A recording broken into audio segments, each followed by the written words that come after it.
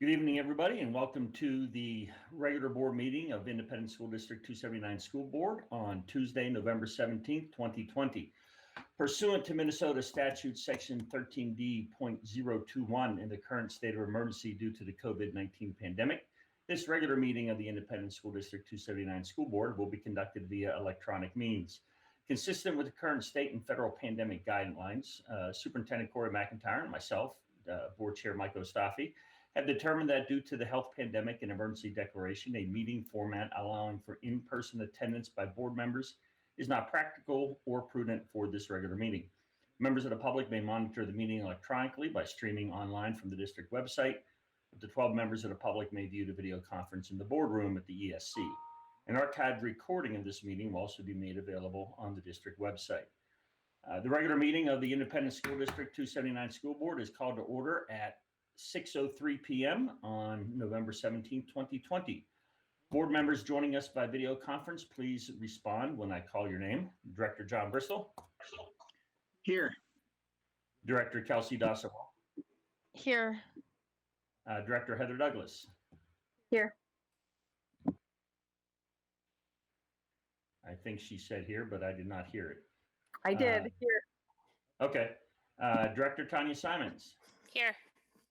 Superintendent Corey McIntyre. Here. And myself, Mike Ostafi, am present. And Director Mosqueda Jones. Oh, sorry. And Director Mosqueda Jones. Thank you. All members of the Superintendent's Cabinet and other individuals who will be presenting on various agenda items are also logged in to this video conference. Director Bristow, will you please lead us in the Pledge of Allegiance? Certainly. I pledge allegiance to the flag of the United States of America and to the republic for which it stands, one nation, under God, indivisible, with liberty and justice for all. Thank you, Director Bristol. Board members, do you have any additions to the agenda this evening? Hearing none, is there a motion to accept the agenda as presented? So moved. Is there a second? Any discussion? Ms. Lincoln, will you please take a roll call vote? Director Bristol? Aye. Director Dawson-Walton? Aye. Director Simons? Aye. Director Ostafi? Aye. Director Mosqueda Jones? Aye. Director Douglas? Aye. The motion passes on a vote of 6-0.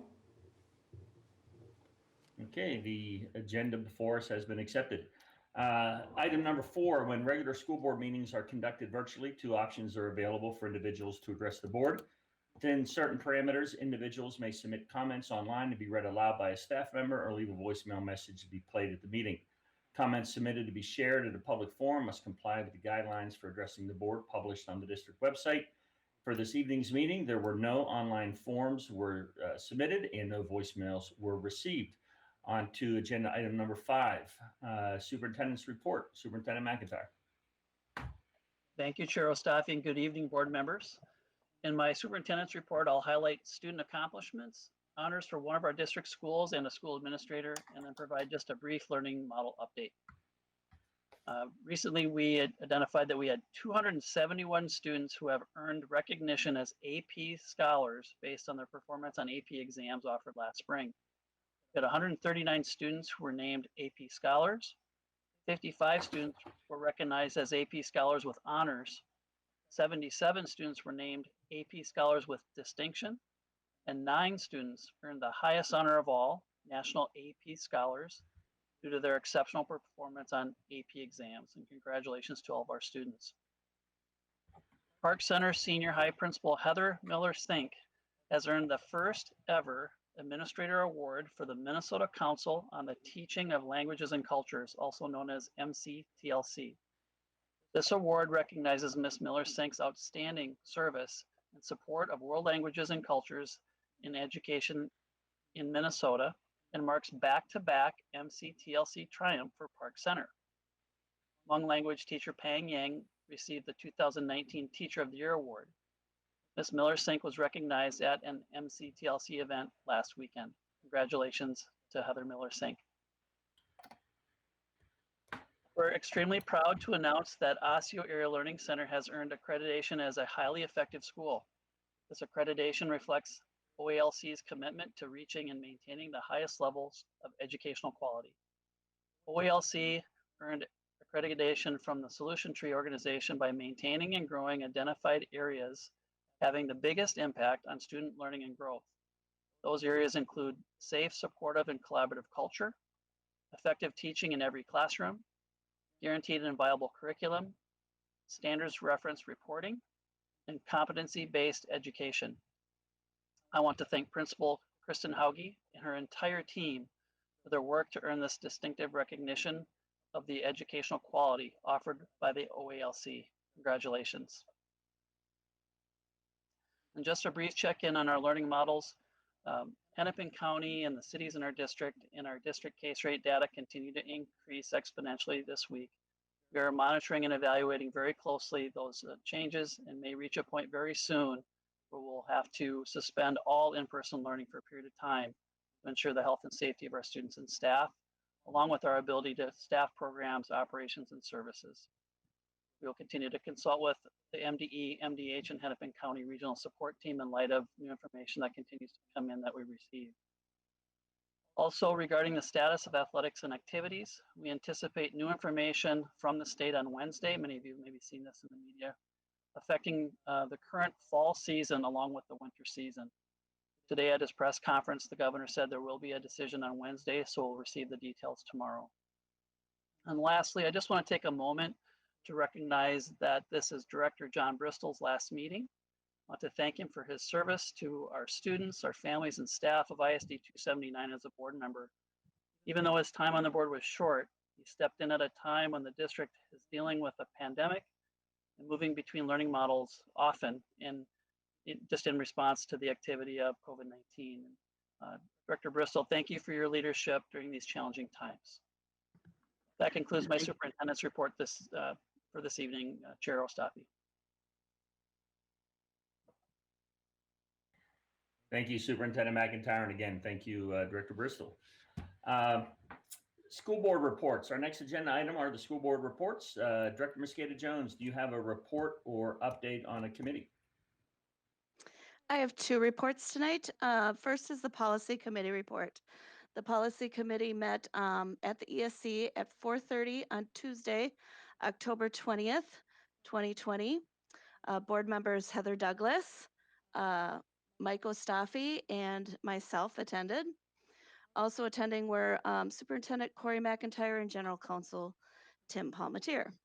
During the meeting, the committee reviewed proposed revisions to Policy 542, extended field trips, Policy 546, academic shared time, and Policy 566, release time for religious instruction. Minor revisions and formatting changes for these policies were discussed, and those proposed revisions were moved forward by the committee for the first reading tonight. The next policy committee meeting is scheduled to be held on Tuesday, March 9th, 2021 at 4:30. Policy committee meetings are open to the public and community members are encouraged to attend. Also, I went to the foundation meeting last week, and we voted in a new trustee. CZ Goya is now on the foundation. Michael Lehan did a presentation for the foundation on equity, achievement, and family engagement. There was a great response from the United Way and Foundation Drive from staff. Our event this year, that's usually held in February, is now a virtual event called A Night In instead of a night out. And it is on February 5th at 7 p.m. There should be social and games about an hour ahead of time, and perhaps a collaboration with Granite City. So if you want to order food from Granite City, 15% of the donations will go to the foundation. That's all I have tonight. Thanks. Thank you. Director Douglas, do you have a committee report or update? Yes, I do. Thank you. I have two reports. My first report I'll do is on District 287. We have met, I believe, twice since our last regular board meeting. And I guess the biggest update is that we are, just like our district, moving into a full distance learning. And we're currently trying to navigate how to best serve these students. Most of these students are very high needs. And so we are hoping that we'll be able to continue to offer what we are calling an opportunity. It's an opt-in day where the students who are distance learning will be able to opt in one day a week to come in and get specialized instruction. But because the numbers are rising, I expect that will change very quickly, and we will probably not be able to continue to offer that.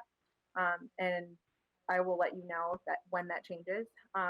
But again, we're just trying to navigate how do we best serve these students in their unique learning needs. And it's been a real challenge. So that's pretty much it for 287. And also DPAC met on November 9th, sorry. Great news, our membership has increased since my previous update. So we have, I believe, about 50 members now, and still always looking for more community members who want to be a part of DPAC. And we're in the process of electing our chair, vice chair, and the recorder who will be taking the notes for us, and dividing up into 3 groups. So instead of 2 groups, which we've done the last 2 years, we're going to have 3 separate groups in focus areas. So I'm very excited to have such a huge turnout, and I'm really looking forward to what we're going to be able to bring to the board. Thank you. All right, thank you. Director Simons, do you have a report or update?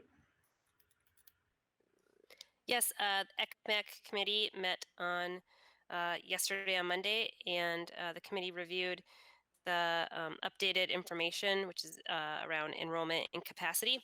We're onboarding new members. We also looked at the impact of student enrollment in this most recent time. We had a lot of good discussion on whether we see that impact, which we talked about at our budget session in the last work session, if we expected that to persist, or if we expected that to moderate and return to normal levels. So much good discussion, no specific recommendations or actions from that meeting. Thanks. Thank you. Director Dawson Walton, do you have a committee report or update? Yeah, the Association of Metropolitan School Districts met in November, really focused on a recap of the 2020 election and how that potentially impacts AMSD's legislative platform. We had a 2021 session preview and approved several position papers ranging from charter schools to guns on schools' properties, teacher licensure, and really looking at our the proposed platform, weighing how aggressive the platform actually should be given the state budget projected state budget deficit. So we meet on Friday this Friday at Legislative and Executive Committee to look at what other members, input they had on that platform. And then we meet again as a board in December. Okay, thank you very much. Director Bristol, do you have a report or an update? No report or update, but thank you. It's been a pleasure to serve with all of you. Thank you. And I do not have a report or update. That ends item number 6. Agenda item number 7 are the audit results, and our presentation this evening is the fiscal year 2020 audit results presented by Ron Meyer, Jim Eichten, and Kelly Benusa. Team? Thank you, Charles Safi. I'm going to turn it over to Kelly Benusa, our Director of Business Services. Good evening, Charles Coffey, school board members, and Superintendent McIntyre. Tonight, our independent auditor will be presenting the fiscal year 2020 audited financial statement. We shared the preliminary financial results with the board at the September meeting. These results have not changed except for the implementation of GASB 84, which does not impact revenues and expenditures already presented. Jim Eichten, the managing partner from MMKR for Malloy, Montague, Karnowski, Radosevich and Company, will be presenting the audit report this evening. Welcome, Jim. Thanks, Kelly. Thanks for having me this evening. Again, my name is Jim Eichten with MMKR CPAs here this evening to provide a audit update and present the results of the audit for the year ended June 30th, 2020. The information that I'm presenting tonight includes a comprehensive annual financial report that was provided to the school board, as well as special purpose audit reports that include several opinions that were provided as part of our audit, as well as a management report, which is a document that we put together that shows the information in a format that is useful in a presentation. So I put the variety of information from that management report into a PowerPoint, which I'm going to share with you. Hopefully, I can get it working. There we go. Let's give it a second. There we go. Can you see that? Yes. Kelly's giving me a thumbs up. That's excellent. So you can see here that I mentioned the audit report. The role of the auditor is to certainly an important aspect of this presentation. The role of the auditor is to provide an opinion on the financial statements of the district. The district does provide in its financial statement a comprehensive annual financial report, which is presented to the Certificate of Achievement program of ASBO, the Association of School Business Officials, annually. As part of the audit process, we're also required to test the district's internal controls, as well as your compliance with various laws and regulations that relate to the financial statements. We don't really audit all the district's controls, obviously, but those related to financial statements we do as part of this audit. We also audit the district's compliance with federal awards and the expenditures related to that. It's called the single audit of federal awards. That single audit is provided, and the opinions thereof are provided in the information tonight. As well as I do provide an opinion on the district's compliance with state laws and regulations. We provide an opinion on your compliance with these laws that are provided in a list by the Office of the State Auditor. We don't audit every law that the district follows, just those that the auditor's office requires us to audit. So in my management report, I did provide information in a summarized way, the audit results for the year. The first and foremost, we did issue what's called an unmodified opinion on the district's basic financial statements, as well as the comprehensive annual financial report. That particular opinion, albeit noted as an unmodified opinion, it is really a clean opinion. It was the opinion you were looking for going into this audit process. Very much a positive aspect of this particular audit. Kelly did preface this a little bit. We did provide in that opinion an emphasis of a matter in that the district did implement a governmental accounting standard this year, GASB Statement 84, on fiduciary funds. That might not sound familiar, but GASB 84 actually covered student activity accounts. The student activity accounts were previously reported separately, and through the implementation of this GASB, they are incorporated into the district's financial statements directly. As Kelly mentioned, it doesn't have a dramatic impact, but it's certainly something noteworthy as part of this audit process. I mentioned the district's internal control report. We did not have any findings to report in that particular area or your compliance with various laws and regulations that relate to those financial statements. I also mentioned the other two opinions on single audit and the Minnesota legal compliance audit, and we had no findings to report. Before I move on to the second part of the audit, I wanted to summarize a little bit for the members of the board the audit process. We did complete the audit on a timely basis this year. The audit is normally presented at this time. The process was very good. The group that works in the district's finance office is very strong in terms of their abilities. They're consistent, they're reliable. Certainly in this time, that is important to hear from an auditor. Just kind of as talked about with the superintendent prior to this meeting and some others about this. Many of the districts are struggling, not struggling, but there's some delays in the audit process, and to be able to present this audit at this time and consistent with past practice of the district is commendable. We are in the middle of a pandemic, and these audits are challenging. So to complete them really virtually was how this was done is really commendable, certainly for the staff, and they should be commended for their efforts in that regard, on top of having no findings to report. So I'll let you comment at the end on that. And I'll move into the second part of the audit presentation, and that really is the financial results. We do provide information in my management report on financial information. We provide information on trend lines. We start with some information on the basic formula allowance that is provided to school districts statewide. You can see the trend line there has been, school districts have been receiving over the last, I think it's 7 years, probably 7 years, 2% increases in funding. That is actually more funding that had been traditionally received by school districts in the last decades before this, and really helpful to the funding of public education in Minnesota.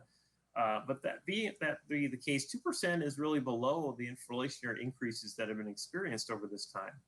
And given that we've had 7 straight years of funding to public education at 2%, these challenges continue to occur in providing the funding that is providing education in the K-12 environment. That being said, we look forth to the future, and given the state's downturn in the economy and some of the challenges with the pandemic, 2% would certainly be a positive if we were to get that going into next year. So certainly a cautionary tale there. We do provide information on the statewide fund balances. Fund balances is a tool that is really the district's equity position at the end of every year. This particular percentage here includes operating funds, which does include some of the food service as well as other funds of the district. So this is a statewide percentage. It is not the same percentage the district uses, but it is a statewide percentage that is commonly used by the Department of Education. You can see some of the trend lines there. Fund balances have roughly been about 20% of operations statewide. The district recently has trended a bit above those particular percentages, which is a very thoughtful and strategic manner they go about doing that. Typically, the district has uses in their models more of a long-term horizon in determining fund balances and levels of fund balances that allows them to plan for multiple years. And certainly this particular fund balance and the levels that you have is an indicator of that particular long-term horizon. We do provide information on trend lines for revenues and expenditures. This particular graph shows revenues per student. The district did receive in 2020 $16,799 per student, about $14,600 in the general fund. This is above the averages you can see in both the metropolitan areas and the statewide areas by about $1,000 per student. And there's a multitude of factors that come into that, but it's certainly noteworthy when you look at the particular graph. Some increases that occurred this past year for the district include increases in the basic formula, which I mentioned. The special education state aid continues to be an increased area. One area that we did see downturns in was in the community service fund. Certainly with the pandemic, you do see some downturns in revenues in that particular category. We also provide information on expenditures. This particular graph shows expenditures per student. Roughly $16,666 per student is spent in all the governmental funds on an annual basis, about $13,200 in the general fund operating accounts. As you might anticipate, given the revenue levels are about $1,000 per student above average, the spending is correlates to that a particular number. One item of note that I think came out of our conversation with the finance office and some other individuals was the noteworthy positives in the instructional areas as well as the student support areas. Most of these categories do fall above averages, both from the comparison to the metro areas as well as the statewide areas, and really does show strong support towards instruction as well as supporting the students of the district when it comes to the costs and expenditures that you have. So in my audit report, we do provide information on financial results, and this graph does show the district's financial position at the end of every year for the last 10 years, certainly showing a very stable environment at your district. Fund balances have been stable, if not rising slightly over the last decade. Well, maybe more of a 6 or 7 years. If you go back a little ways, we do see some downturns in cash, but that is not really what I wanted to focus on. But overall, you can see the financial results are good. It is a cautionary tale, however, when you look forward a little bit to 2021, there are challenges. Certainly the downturn in the statewide economy, some of the challenges in student populations, as well as the struggles that might continue to happen within your food service fund, as well as the community ed fund, certainly is something to be cautious about as you look at some of the general fund financial position. We do provide information again on detailed fund balances. I know that the board has already received a lot of this information. At the end of the year, the district has roughly 29.3% fund balance as a percentage of expenditures, which is certainly consistent with past years and showing gradual increase over the previous years. Again, we do also provide information on general fund revenues and general fund expenditures. As an auditor, we look for one thing in particular, and that relates to your adherence to the budget. This particular graph shows some of that information, and you can see at the end of the year, revenues were within $800,000 of the budgeted amounts. Given that the district is about a $290 million operation, being within $800,000 on revenues is certainly commendable. 0.3% of operations. That to me as an auditor reflects on the strong budget policies and budget oversight that's happening within the district overall. On the expenditure side, the district did experience some lower than budgeted amounts. This year, I think the total was about probably about 4% of operations, about $11 million. Almost all of those relate to the pandemic and some of the downturns you might expect in expenditures in that particular area due to some of the occurrences that had happened as a result of that pandemic. Interestingly enough, all of the ratios and all of the analysis we looked at as part of your audit is consistent with other districts. These percentages are consistently happening across the metropolitan area when it comes to general fund expenditures. The district also has a number of other funds that Kelly has and her staff have gone through in previous presentations. You can see here the food service fund did have a decline in fund balance in 2020. At the end of the year, that particular fund has about 28% fund balance as a percentage of its operations. So certainly an adequate fund balance at the end of the year. Same with the community service fund. They ended the year without about a 12% fund balance as a percentage of expenditures, albeit a downturn in 2020. With that, I will wrap it up and allow for questions. But in summary, we did provide a clean opinion on the district's basic financial statements. There were no findings to report. The audit was very smooth this year, albeit in a pandemic and done virtually. It was very smooth. We do continue to see financial results adherent to budget, again, which is important to hear as a board member. And we do want to focus again on the district's trends towards the long-term funding of obligations. I didn't mention that in my presentation, but the district does have a very strong financial position, not only in its general fund, but some other funds that focus on the funding of long-term obligations, including severance and other post-employment benefits. And lastly, we do find and continue to find and have found for a number of years your financial records to be in excellent condition. The audit again goes smoothly and all the information we request is provided to us very seamlessly and efficiently. So with that, I'm gonna stop sharing my screen and open it up to any questions that you might have for me.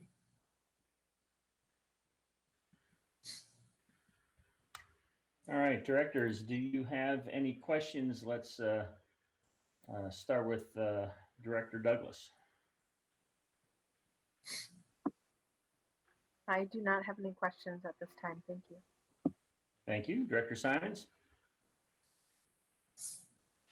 Yes, so I saw the chart that compared us to the statewide fund balances. It was mentioned that we typically compare ourselves to a peer set, and when you look across the state, there's quite a range, especially when you think about greater Minnesota, of the ability to manage fund balances. So I just wondered if there was any insight into our fund balance relative to more of our peer benchmark set.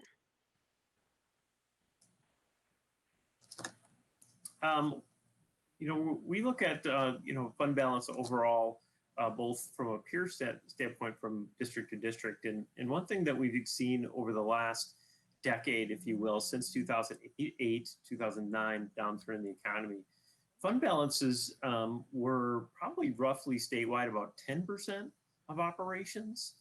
And since that downturn in the economy, many districts have gotten more cautious because they struggled after that, given what occurred and some of the challenges that occurred. So you saw this jump from 10% to 20% pretty quickly, probably from 2008, 9, 10, 11. And we've really seen that stabilize over the last decade. The 20% fund balance has really not changed statewide. In your district probably, you know, has trended that way probably recently, more like in 2015. And again, I think it's important to understand that this particular fund balance is really used as a tool to support some of the trends, not only for next year or the year after, but really a long-term focus.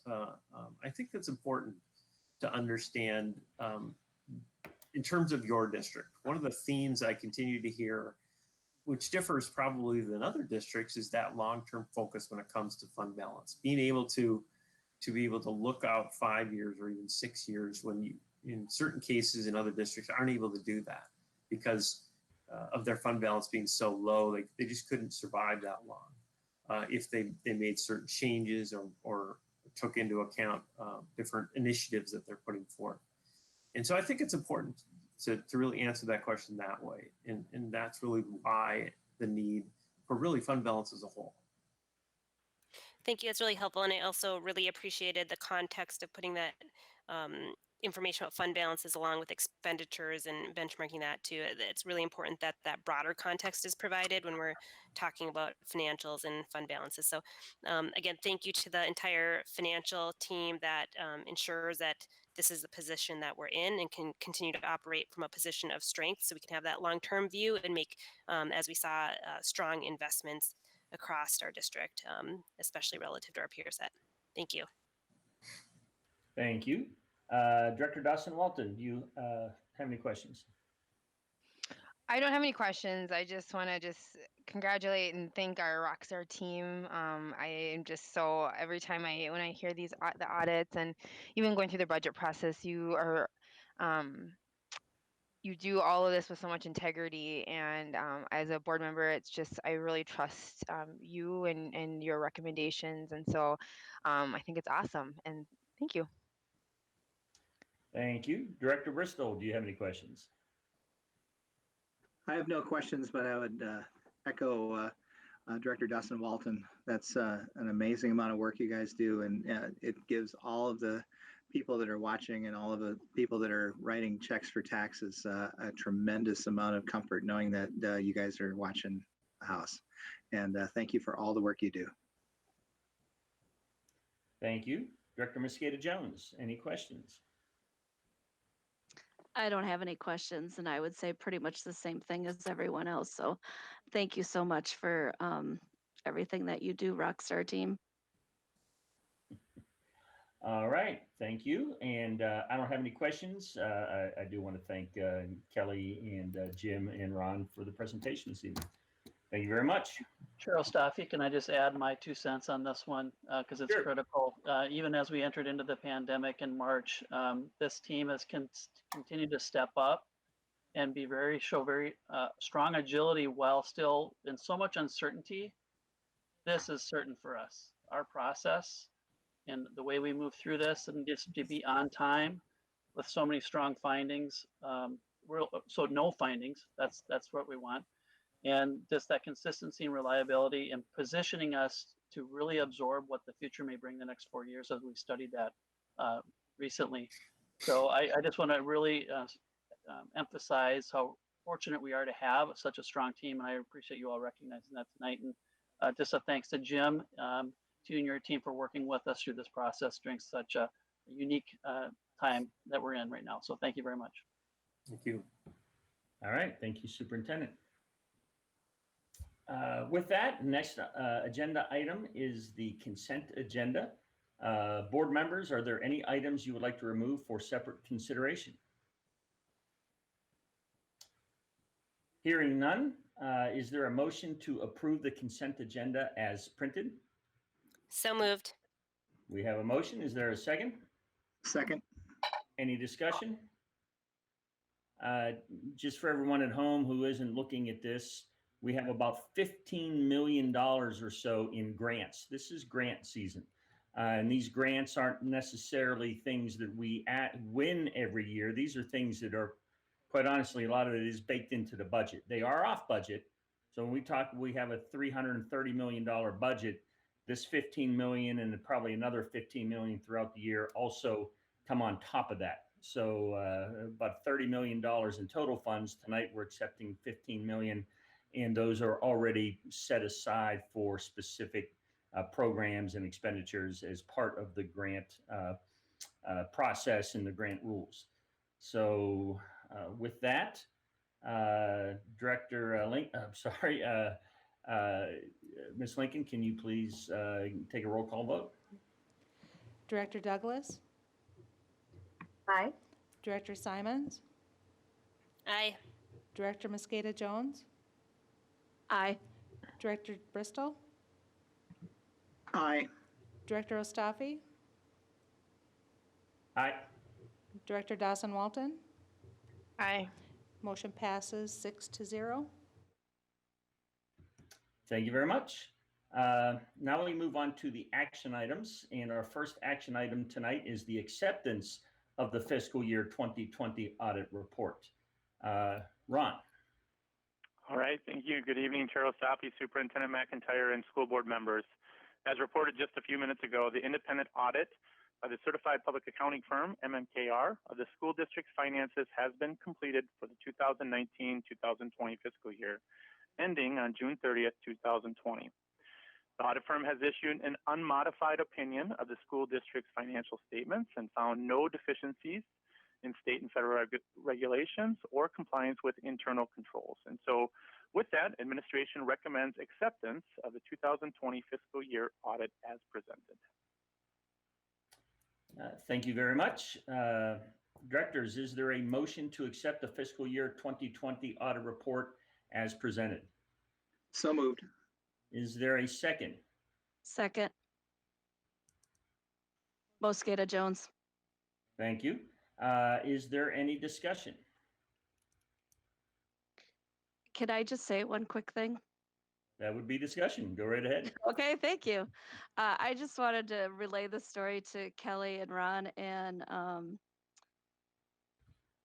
did our person leave? Why am I forgetting his name? Anyway. It looks like he left. Jim. Anyway, I want to relay the story that 2 years ago, when I was sworn into the board, and my dad came to watch. He's a CPA. He's been a CPA for, oh gosh, 50 years, something like that. And he's falling asleep, and then the audit report comes on, and he's wide awake. He was very impressed. So I just want to say that, just as a little story of how awesome you are. All right. Thank you very much. With that, No, hold on. I also we'll- did want to point out Oh, okay.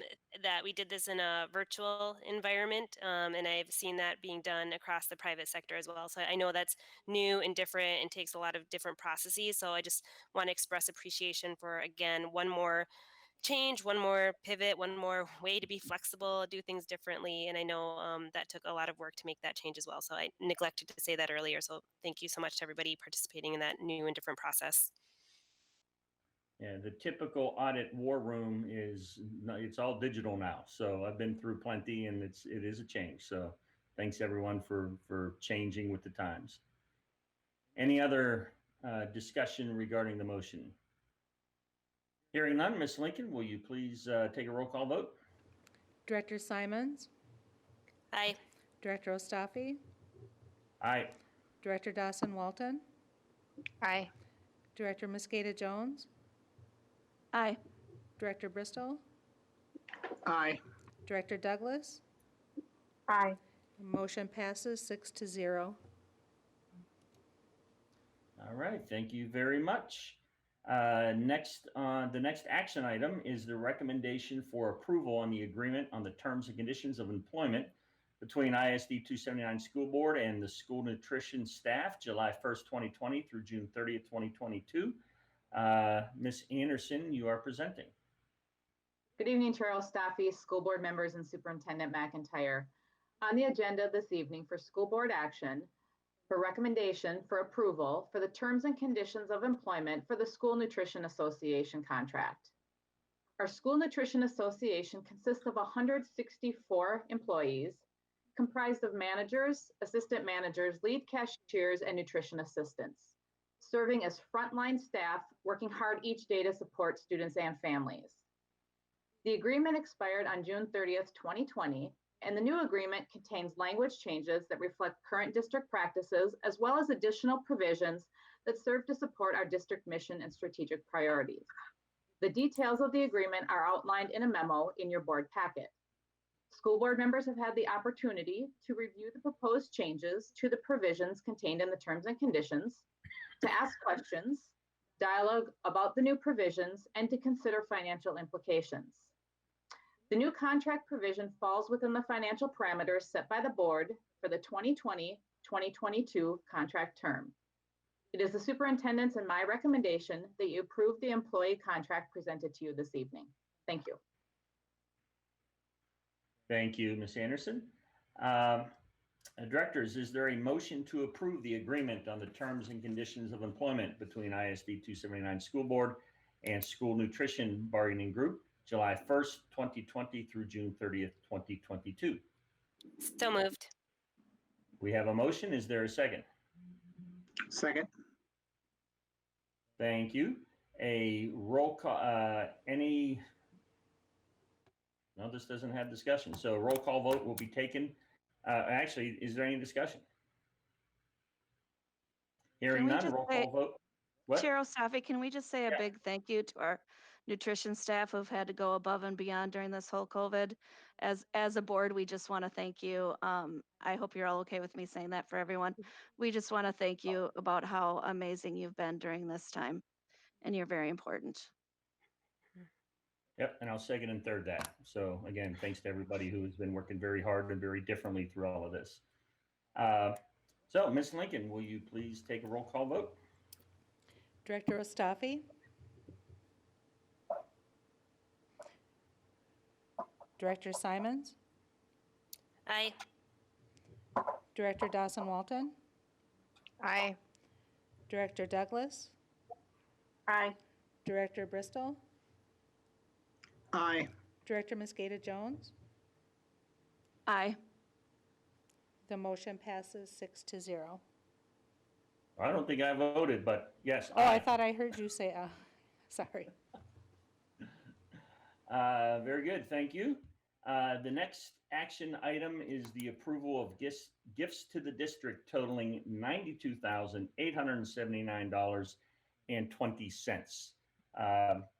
Is there a motion to approve gifts to the district in the amount of $92,879.20? So moved. Do we have a second? Second. We have a motion and a second. Is there any discussion?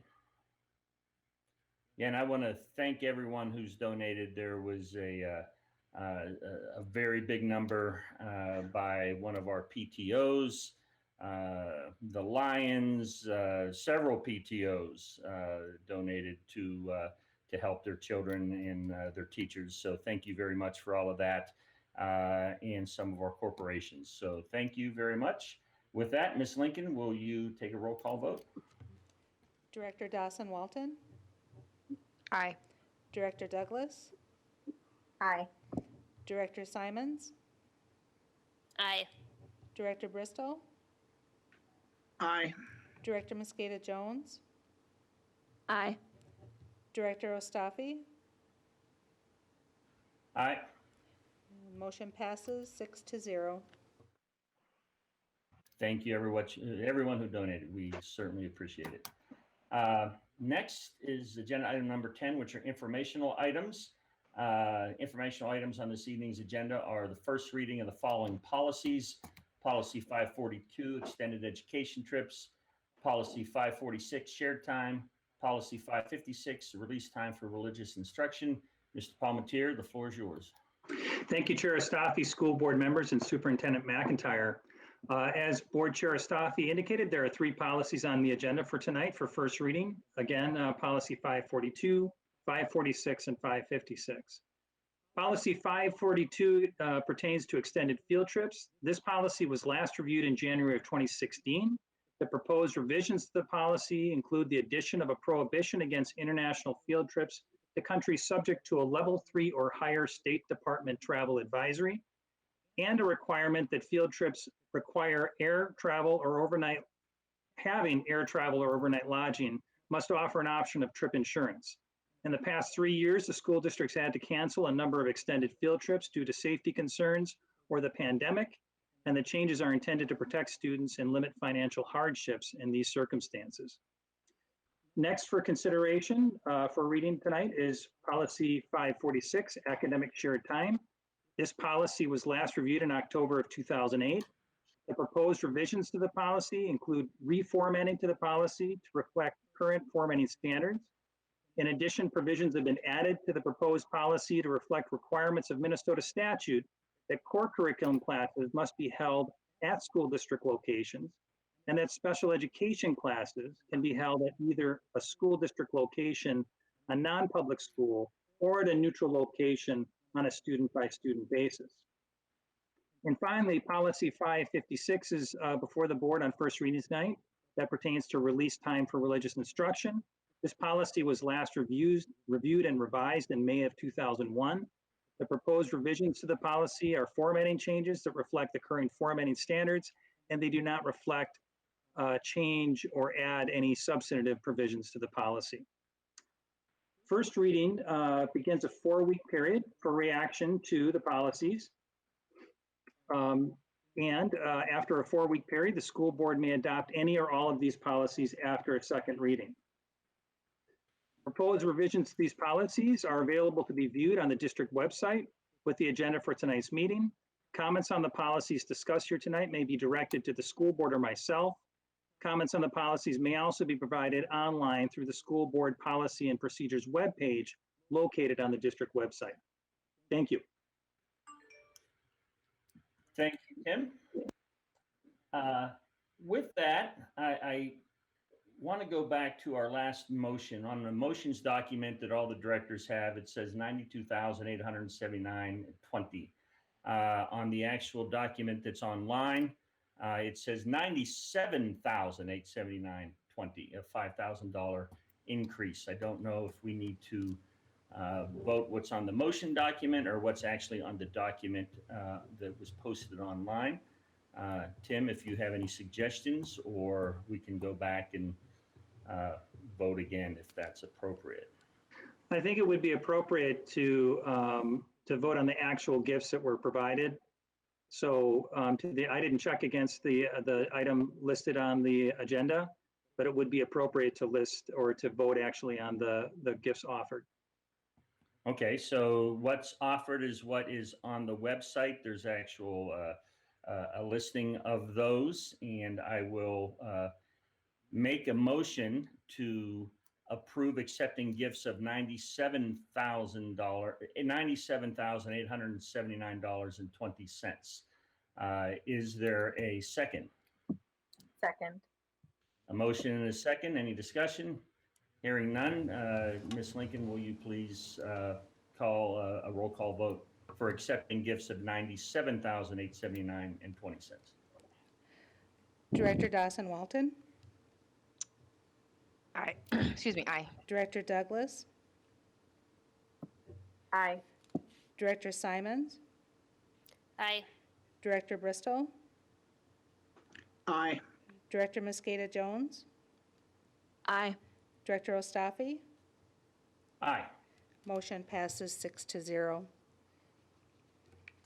Okay, thank you very much. And thank you, Tim, for the assistance. Our final agenda item is adjournment. Do we have a motion to adjourn at 6:53 p.m. This evening? So moved. Do we have a second? Second. I didn't hear that if someone did say it. Director Second. Douglas. Okay, thank you. We have a second. A roll call vote will be taken by the board secretary. Ms. Lincoln. Director Simons, Aye. Director Ostafi, Aye. Director Bristol, Aye. Director Douglas, Aye. Director Dawson Walton, Aye. Director Mosqueda Jones, Aye. and the motion passes 6-0. We are adjourned. Thank you, everybody. Have a good evening. Thanks.